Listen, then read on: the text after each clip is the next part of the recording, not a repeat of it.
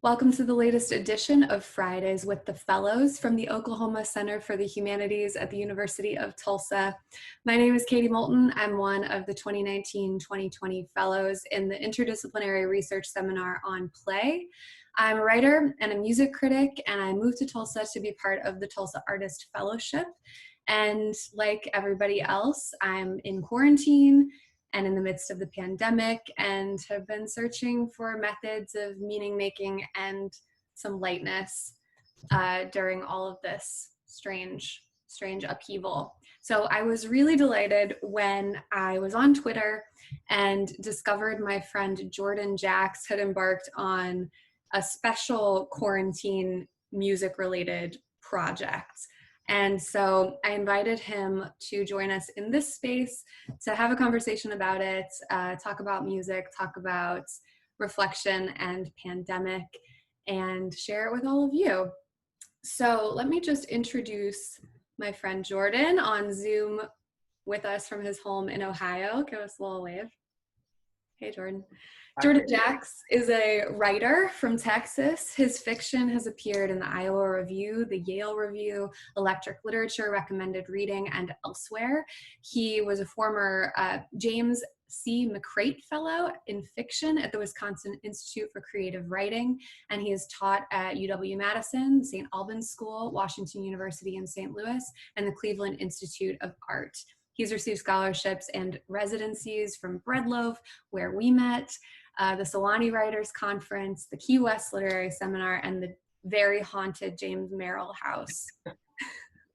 He's a graduate of Yale and the MFA program at Washington University in St. Louis, Missouri, and he's living in Ohio, where he is finishing up his novel and short story collection. He's also a music aficionado with one of the best record collections that I've ever seen. And one of my fondest memories from when Jordan and I first met was how he would play the abandoned piano in the dining room of Breadloaf. He played it very well, and he kept us waiters going. So that was when I knew that we would be friends. So thank you so much for joining us, Jordan. Yeah, great. And I guess first, I just want you to outline the project that I alluded to in my introduction. What did you embark upon during this time at home? So I have a lot of vinyl records, and I, like a lot of people who buy albums, sometimes you buy something and you don't listen to it enough, or you feel like, oh, I have so many at home, I wonder what I have that I just never actually spent. And so when it became clear that I was going to be, like everyone else, confined to my home for a lot of the next couple of months, I looked at my record shelf and thought two things. One, I really need to alphabetize all that. And two, what if I just listened to everything? What if I could just listen to all my records? It'll probably take as much time as we're going to be in lockdown. And so both things kind of happened at once. I started alphabetizing, and I thought, well, what if I just listened to everything in order, in alphabetical order by artist? That'll give me something to do. It's fun to organize things, and it's fun to listen to things. And then I thought, it might force me to listen to things that usually I skip over, or force me to listen to albums in sequence that normally wouldn't be played back to back. And I thought it would just sort of be fun. So I started on, I think, March 14th, and have been just going in order ever since. I like how practical this this project started. Like, I need to alphabetize. It's a task, but won't it be fun? Are you a Virgo by any chance? Gemini. Oh, that's right. So I should be doing something more chaotic, I guess. But you really should, but I appreciate this. So you've been listening to every record in your collection in alphabetical order, and then you've been offering a sort of written evaluation of the record, of your experience of listening to it on Twitter, right? Right. So there, with every album, initially it was sort of several albums per post, and now it's basically one post, one album, with a photo taken of the jacket on my wooden floor, and then whatever 140 characters allow you to say about it, and then highlighting a couple songs if there's particular songs that I really really like. And yeah, it's one long unbroken tweet thread where I think I'm at tweet number 92 or 93 at this point. Oh, wow. So, how big do you have a sense, or is this something that you're finding out as you go, how big your record collection actually is? That is something that by the end I will know. I actually have no clue how many I have, and so current estimates, I would bet I have about 400 or 500, but I have no idea. So Okay. That's good. And you're about to move, right? So this is also helpful in figuring out how many boxes you need. moving in June, and last time I moved, I bought a certain number of boxes for these records, and I'm sure I'm going to need about 10 more because I've acquired a lot. Since the Midwest is amazing for record shopping, there are so many good record stores here, and there are so many good used record stores that have just amazing things. It's not super picked over. I mean, Cleveland especially has incredible record stores. So the shelves have gotten more and more full since I've lived here. Nice. And so you've got this massive record collection. How would you describe the collection overall? Does it focus in certain genres or eras, or yeah, how it just as a huge body of your collection, how would you describe it? It's a pretty interesting mix. I mean, when I'm buying used records, there are certain things that I gravitate to. For instance, ECM jazz, I'm partial to, so I have a lot of that. I have a lot of sort of classic rock in the sort of more 70s Laurel Canyon part. Increasingly, a lot of what I'm buying is ambient or solo guitar, which that's sort of a new interest in the last couple of years. And then there's a fair amount of just sort of my favorite albums, why not have it on vinyl? So, you have to have Purple Rain, or you have to have everybody knows this is Nowhere, that kind of thing. And then some things are things that other people have given me. So I have my grandfather's Johnny Cash records. I have my college roommate's mom's Jackson Browne albums from the 70s. And so it's kind of, it's a fun mishmash. That's great. How do you sit down and give a record a fair listen? Give it the attention, or do you just put it on in the background and whatever comes up, comes up? It's different depending on the time. So before quarantine, when I was just listening to records, I would often listen to music in the morning right after I woke up while drinking coffee and concentrating pretty heavily on them just as a way to wake myself up. Now, since my wife and I both are working from home, I can't be as noisy. And so I'm listening to records after my work for the day is done. So I'm listening to them at 5 or 6. It's kind of like cocktail hour. And so it's the time when I'm finally closing my computer. And so I'm listening to things in a really intentional way, just because I have to go analog, and it's a way to sort of turn all the screens off. I don't typically just put stuff on in the background because I'm pretty ADD, and if it's on the background, I will just like listen to music and not do anything else. I can't multitask, in other words. So. Yeah, that's a common question of whether, I think there's a distinct divide between people who must have music on in the background to work or can, and folks who are too distracted by it. I think I'm in the latter camp. I'll have too many opinions about my soundtrack if like it's just playing, as even though I'm trying to focus on something else, my attention will be consumed. That makes total sense. I mean, you're a music journalist and a music critic, so it sparks something in your brain. It doesn't turn anything off for you. It turns more on. And so, yeah, I feel that too. I can only, if I'm trying to work, the only things I can listen to are like really sleepy ambient music, which doesn't always have the effect that I want. So. Right. So in the play seminar that I was in the fall, which what you don't know about, but it was a gathering of about 10 scholars from different backgrounds, different departments, different areas of expertise. And we all got together and talked about the concept of play from all of these different vantage points. So there's a video game designer, and there's literature professors, and there's, just board game enthusiasts, and just sort of across the spectrum. But one common point that we kept coming back to in terms of play was that play requires constraints, play requires limits, that there is a magic circle of play, that a group of people enter that special space and agree to a set of seemingly arbitrary rules. And because of those conditions, play or creation of some sort can happen. So I was wondering, do you view this project that you've embarked upon as sort of a response to the constraints of our current moment? 100%. Constraints of the current moment, one being that I'm stuck in my house. Two, that I'm stuck in my house often on my computer, and I would prefer some way to sort of turn that off, and doing so with a very analog process as a way of doing that. Third, constraint in the sense that what I'm listening to is not what I'm choosing anymore. It's what the alphabet is choosing.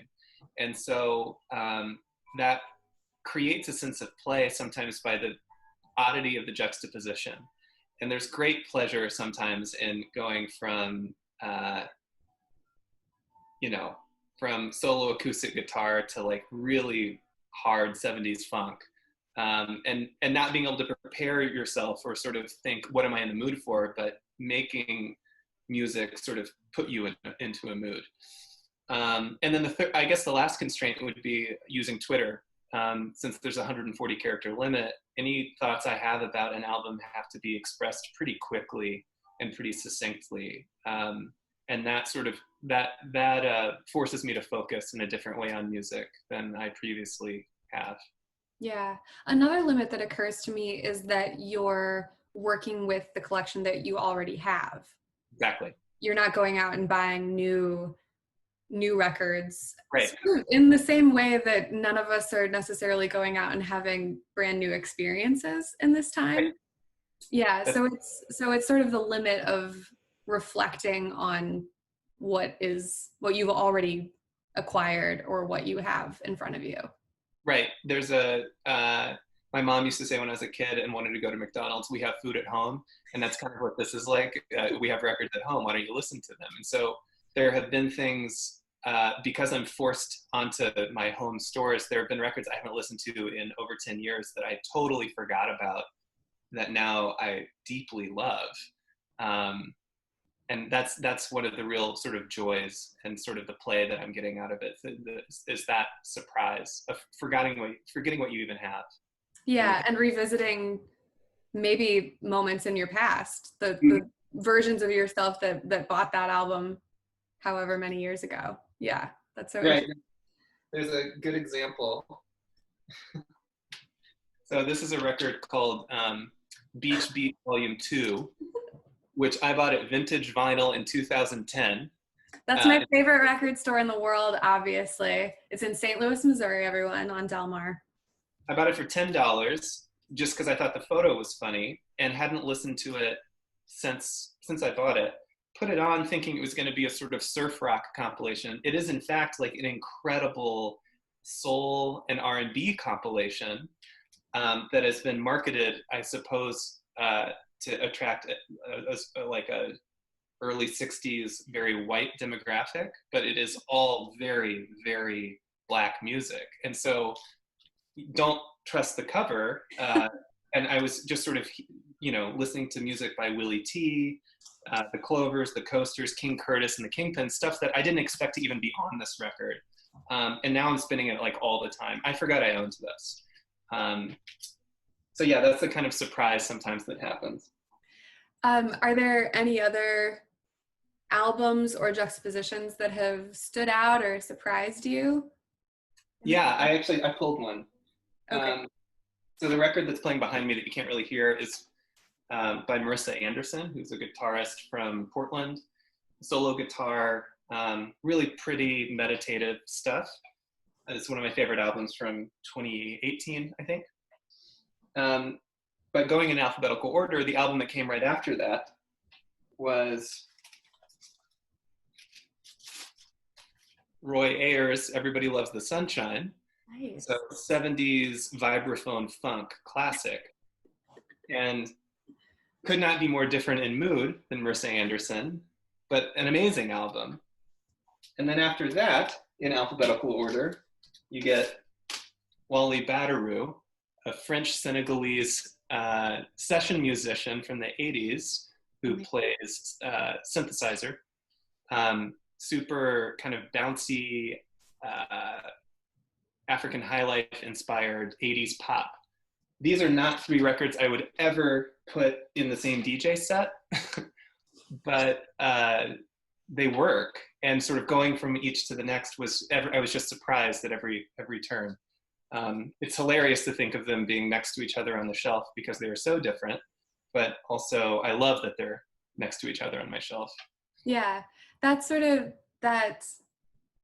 of contradictory nature of the rules that you've put in place, but then the randomness that results from those rules and the sort of the way that it fits together in a pleasing, manner is really exciting. Yeah, I started to think of like what a super group of those three artists would be like. And I think they would love playing with each other. I want that Wally Badarou album. Uh, That's not an artist that's on my radar, but that sounds incredible. I'll put it on. You probably won't be able to hear it. He's incredible. It's like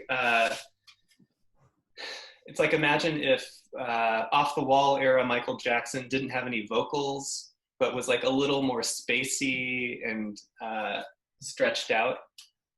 It sounds like if it came out 2 years ago, it would be Best New Music 9.0. Yeah, maybe a reissue. Right. That's great. I guess I'm wondering, in our play seminar, we also talked a lot about the relationship that play might have with the work that artists do. So how does music relate to your writing or other artistic endeavors? Does it pop up? Maybe are your fictional characters music aficionados? Yeah, that's interesting. My agent, when she read my novel, actually had a comment, which is, okay, you've done the song playing in the background trick too many times. Because apparently in too many scenes, I had a very nice sort of mixtape selection playing at a party or in a restaurant. So she limited me to two of those. The two that made the book ended up being Randy Newman's cover of Baltimore by Nina Simone. Sorry, Nina Simone's cover of Baltimore by Randy Newman. And Is That All There Is by Peggy Lee. Oh, that's amazing. So yeah, and I'm a drummer too. And so drumming is part of my practice. When I get stuck writing, I often go down to my basement and beat the hell out of my drums. But I don't typically listen to music when I write because, again, like we were saying before, it distracts me. I get too into it. I need a little more quiet. Yeah, I like the idea of how drumming can play into your writing practice, not only as a release and a break and a let me not strangle the words to death, but also it probably affects the rhythm of your sentences. That is a really nice point. Yeah, it does. I mean, I think typing is percussive. And writers always talk about getting into a rhythm. But I think that one of the things that I'm most attuned to as a writer is rhythm, the rhythm of a sentence. And I will often think about it not in prosody terms, not in metrical feet, so much as drum beats. That's a very instinctive way for me to think about how a sentence can start, gather speed, slow down, speed up, that kind of thing. That's very cool. Okay, I have one last question. And it just occurred to me as we were talking. But since this is such a lonely time that many of us are experiencing, do you ever think about that line from the movie Almost Famous, classic film of our youth, when Penny Lane says, if you ever get really lonely, just go to the record store and visit your friends. Do you know that line? Yeah. Do you feel that way? I do. My favorite record store is 2 blocks from my house, and every Friday, for as long as I can remember living in Cleveland, shout out to Hausfrau Records, I would walk down, allow myself to buy one album.